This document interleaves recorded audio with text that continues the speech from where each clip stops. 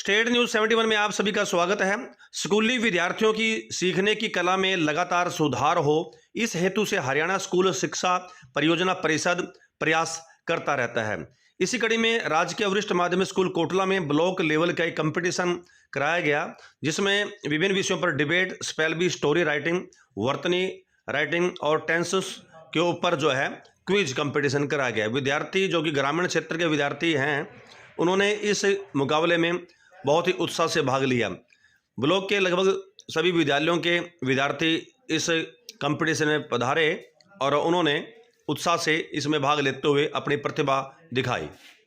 तो आइए चलते हैं इस कार्यक्रम में क्या कुछ किस प्रकार की प्रतियोगिता हुई, देखते हैं। जी हर्ष जी, आज यहाँ पर कैसे कंपटीशन, इस रूम में क्या कुछ कार्रवाई हो रही है? नमस्कार सभी को। नमस्कार जी। सर, यहाँ पे 6 to 12 डिफरेंट जो इवेंट्स हैं, पोइट्री का और स्टोरी राइटिंग का, स्पेल बी का, टेंसेस का। जी जी जी।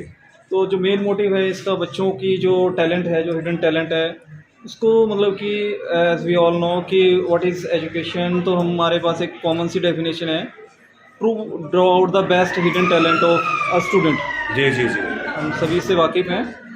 तो उसी के तहत बच्चों के लिए एक जो समय समय पर हरियाणा सरकार के द्वारा जो इस प्रकार के कार्यक्रम जो है वो कराए जाते हैं, ताकि बच्चों के अंदर छिपा हुआ जो टैलेंट है, जो प्रतिभा है, वो निखर आए। और पहले यहाँ पे ब्लॉक लेवल पे इसको कराया जाता है, उसके बाद इनको फिर डिस्ट्रिक्ट लेवल पे, ठीक है, नेशनल लेवल पे।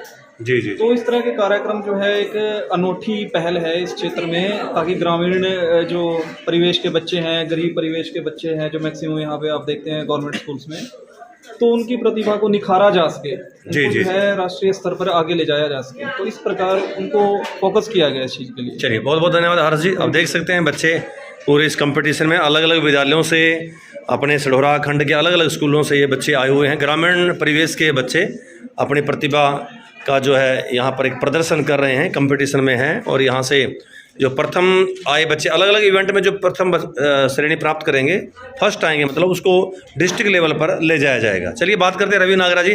रवि नागरा जी, इस प्रकार की प्रतियोगिताओं की क्या वास्तव में बच्चों की प्रतिभा पर अच्छा असर पड़ता है, तो टैलेंट निखार में आता है? जी, सबसे पहले तो मैं स्टेट न्यूज़ 71 का हमारे इस कंपटीशन प्रोग्राम में बहुत बहुत स्वागत करता हूँ। और शर्मा जी, मैं आपको बताना चाहता हूँ कि आज जो है ब्लॉक लेवल की एक स्किल डेवलपमेंट कह लीजिए, चाहे लैंग्वेज डेवलपमेंट कह लीजिए, जी, जी, जी, जी। उससे संबंधित परीक्षा हो रही है सर, और ये कई सालों से हो रही है। इसमें होता क्या है, बच्चों को कुछ स्टोरीज दी जाती हैं, बच्चों को टेंसेस दिए जाते हैं, बच्चों को स्पेल बी के अंतर्गत कुछ वर्ड बोले जाते हैं ताकि बच्चों के स्पेलिंग लिख सके। और इस तरह की बहुत सारी एक्टिविटीज़ हैं, और दोनों लैंग्वेज में, हिंदी में भी है और इंग्लिश में भी है। ये जो कमरा है, यहाँ पे इंग्लिश का कंपटीशन चल रहा है, और उम्मीद है कि सभी बच्चे इसको अच्छा कर रहे हैं। हम देख रहे हैं जैसा कि बच्चों में जोश पूरा है सर। तो मैं तो एजुकेशन डिपार्टमेंट का बहुत बहुत धन्यवाद करना चाहूँगा कि ऐसे कार्यक्रमों के लिए उन्होंने जो योजना बनाई वो बहुत कारगर सिद्ध हो रही है, और इसका बच्चों को फायदा भी मिल रहा है, और यहाँ तक कि टीचर भी बहुत इससे अनुभव ले रहा है। और मैं तो एक बात और कहना चाहूँगा चैनल के माध्यम से कि ये जो कंपटीशन है, साल में 2 या 3 बार कराते रहने चाहिए, क्योंकि साल में एक बार होता है, 2-3 बार कराते रहने चाहिए, और स्कूल लेवल भी ये होते रहने चाहिए सर। जी, धन्यवाद आपका। Thank you. मैं गवर्नमेंट सीनियर सेकेंडरी स्कूल से आया हूँ। आज हम मोबाइल के ऊपर डिबेट प्रस्तुत करेंगे।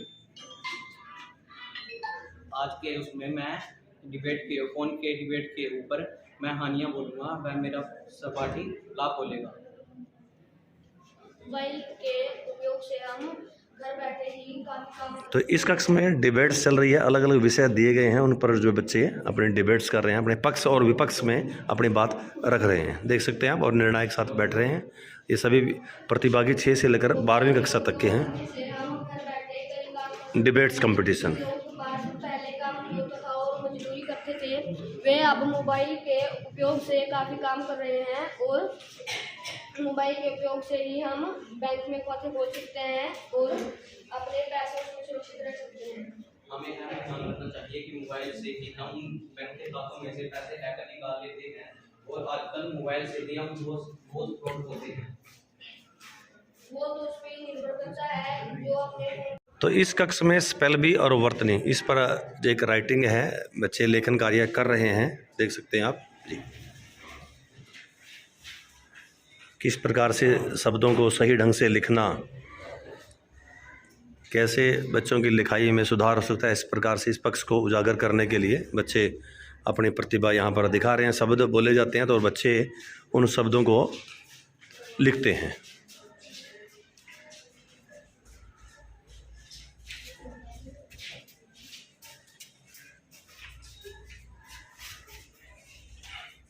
ये एक बहुत बुरी बात है कि हम कुछ भी खाते हैं, कुछ भी गलत खा रहे हैं, कुछ भी गलत पी रहे हैं, बोतल लेते हैं, हम ऐसे बोतल खोली, पानी पिया और ये गिर दिया। नहीं, ये तो बहुत गलत बात है। जब हमने पानी पिया, हमने उसे यूज करना, तो जिनकी मदद से हम आसानी से पैसों का भुगतान कर सकते हैं। इन ऐप्स की ये सभी ऐप्स सुरक्षित भी होते हैं और इनमें कई ऐप्स फ्रॉड भी होते हैं। हमें अपनी सुविधा से हमें सोच समझकर इन ऐप्स का प्रयोग करना चाहिए। इनमें अपनी सारी जानकारी डालने से पहले उस बंदे की जानकारी लेनी चाहिए जिसने किसी का भी मोबाइल नंबर हम अपने मोबाइल में सुरक्षित रख सकते हैं और इससे हमें मोबाइल नंबर याद करने की जरूरत नहीं पड़ती। मोबाइल से पेंशन नहीं मिलनी चाहिए। नहीं, बिल्कुल गलत। नौकरी के दौरान व्यक्ति कोई और काम नहीं कर सकता क्योंकि वह अपना संपूर्ण समय अपनी नौकरी को दे देता है, इसलिए उसे ओल्ड पेंशन स्कीम मिलनी ही चाहिए। ओल्ड पेंशन स्कीम लेना उसका संवैधानिक अधिकार है। यह हमारे लिए ही नहीं बल्कि आने वाली पीढ़ियों के लिए भी एक लाभकारी योजना रहेगी। धन्यवाद। अब आप ही बताएं कि ओल्ड पेंशन स्कीम एक अच्छी स्कीम है या न्यू पेंशन स्कीम एक अच्छी स्कीम है? धन्यवाद। पूरे देश में लागू हो जानी चाहिए। हाँ, शराब पूरे देश में लागू हो जानी चाहिए। क्यों हो जानी चाहिए? मैं इसका समर्थन करती हूँ क्योंकि शराब के कारण ना जाने कितने घर बर्बाद हो चुके हैं और हो भी रहे हैं। यदि शराब बंद हो जाएगी तो ना जाने कितने रोजगार से बेरोजगार हो जाएंगे। रोजगार की पड़ी है और उनका क्या, जिन्होंने अपने बेटों को खोया है, जिन्होंने अपने स्वाग और अपने पिता को खोया है। दी गई है औपचारिक, अनौपचारिक और निरौपचारिक शिक्षा। औपचारिक शिक्षा वह है जिसमें हम किसी संस्था से जुड़कर उस स्कूल कॉलेज में जाकर अपनी शिक्षा प्राप्त करते हैं। वह अनौपचारिक शिक्षा वह है जिससे हम घर में रहकर अपने बड़े बुजुर्गों से जो चीज सीखते हैं, इसका हमें कोई सर्टिफिकेट नहीं मिलता।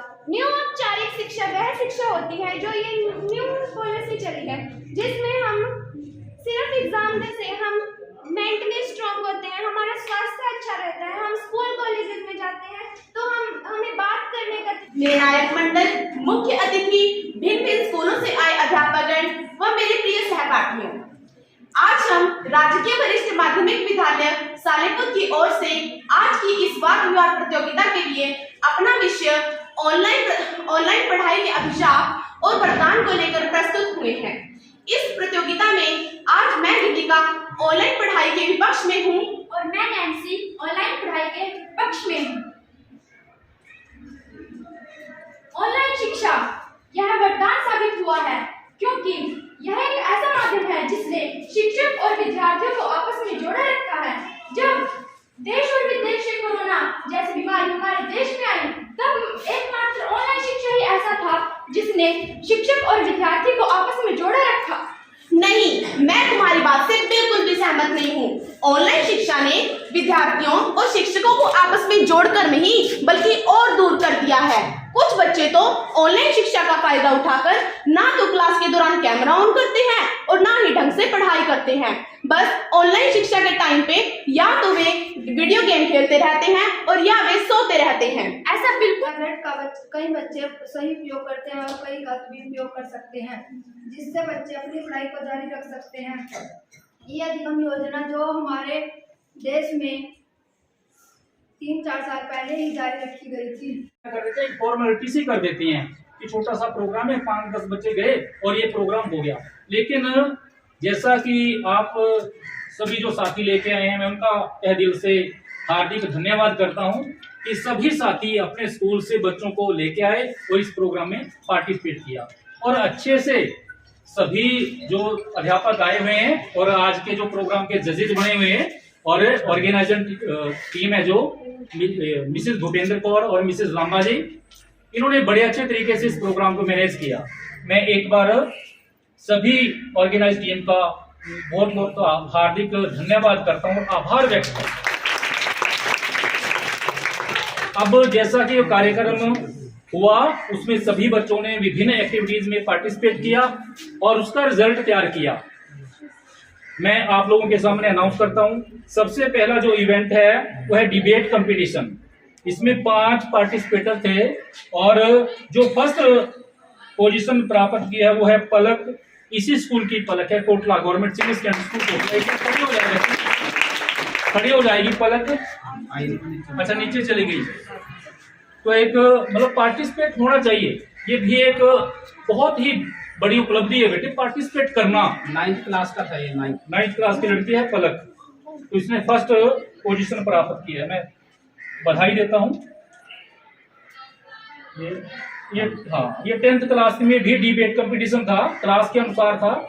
तो इसमें है हरमन लोहाट, इसने फर्स्ट पोजीशन प्राप्त की। ये भी government senior secondary school Kotla का बच्चा है। हरमन लोहाट यहाँ बैठी है, 10वीं क्लास की बच्ची है बेटा, बहुत बहुत बधाई हो। और 11th में डिबेट कंपटीशन है, इसमें जो फर्स्ट पोजीशन प्राप्त की है वो गीतिका है, government senior secondary school Salepur से है, बहुत बहुत बधाई हो बेटा। और 12th में है रजनी, इसी स्कूल की है Rajni, government senior secondary school Kotla की है रजनी, इसने फर्स्ट पोजीशन प्राप्त की है, सभी को बहुत बहुत बधाई। अगला जो इवेंट था बेटे वो है टेंसिस, क्विज था टेंसिस के ऊपर। तो 9th क्लास से राजदीप, ये है रसूलपुर की लड़की, इसने अच्छा लड़का है, ठीक ठीक है, इसने फर्स्ट पोजीशन प्राप्त किया है। राजदीप अच्छा जा चुका है मैडम, बहुत बहुत बधाई हो, आपके विद्यालय का है। क्लास 10th में इसी कंपटीशन में इनके टेंसेस का जो क्विज था उसमें है 10th क्लास में फर्स्ट पोजीशन प्राप्त की है खुशी, वो government senior secondary school Kotla यानी कि इसी विद्यालय के बच्चे को बहुत बहुत बधाई। 11th क्लास में इसी क्विज में यानी कि इसी इवेंट में टेंसेस का जो क्विज था उसमें फर्स्ट पोजीशन प्राप्त की है बेटे दीक्षा जैन, ये है दहाड़पुर से, गवर्नमेंट सीनियर सेकेंडरी स्कूल। बहुत बहुत बधाई, आपके अध्यापकों को बहुत बहुत बधाई। अगला है यही टेंसेस का था क्विज कंपटीशन 12th क्लास में, इसमें फर्स्ट सतनाम है, ये गवर्नमेंट सीनियर सेकेंडरी स्कूल, बहुत बहुत शुभकामनाएं, बहुत बहुत बधाई। अगला था इवेंट बेटे स्टोरी राइटिंग कंपटीशन था, उसमें 9th क्लास से फर्स्ट पोजीशन प्राप्त की है साक्षी है, सरामा से है, गवर्नमेंट सीनियर सेकेंडरी स्कूल सरामा से, बहुत बहुत बधाई, साथियों को बहुत बहुत बधाई। और इसी स्टोरी राइटिंग कंपटीशन में 11th क्लास से है जो फर्स्ट पोजीशन आई है वो है गौरव, ये भी सरामा से है, बहुत बहुत शुभकामनाएं। और क्लास 12th से है, ये स्टोरी राइटिंग में है, महक सैनी है लाहौरपुर से, फर्स्ट पोजीशन प्राप्त की है, बहुत बहुत बधाई। अब था पोयम कंपटीशन बेटे, पोयम कंपटीशन में 9th क्लास से जो फर्स्ट पोजीशन प्राप्त किया वो है पायल, सरामा स्कूल से, ये भी बहुत बहुत शुभकामनाएं, बहुत बहुत बधाई, अध्यापकों को भी बहुत बहुत बधाई। और 12th क्लास से है बेटे पोयम कंपटीशन में महक है, ये गवर्नमेंट सीनियर सेकेंडरी स्कूल लाहौरपुर से है, इसमें फर्स्ट पोजीशन प्राप्त किया। बहुत बहुत शुभकामनाएं सभी को, सभी साथियों को एक बार फिर। +1 अच्छा क्लास कौन सी बेटे? अच्छा ठीक है।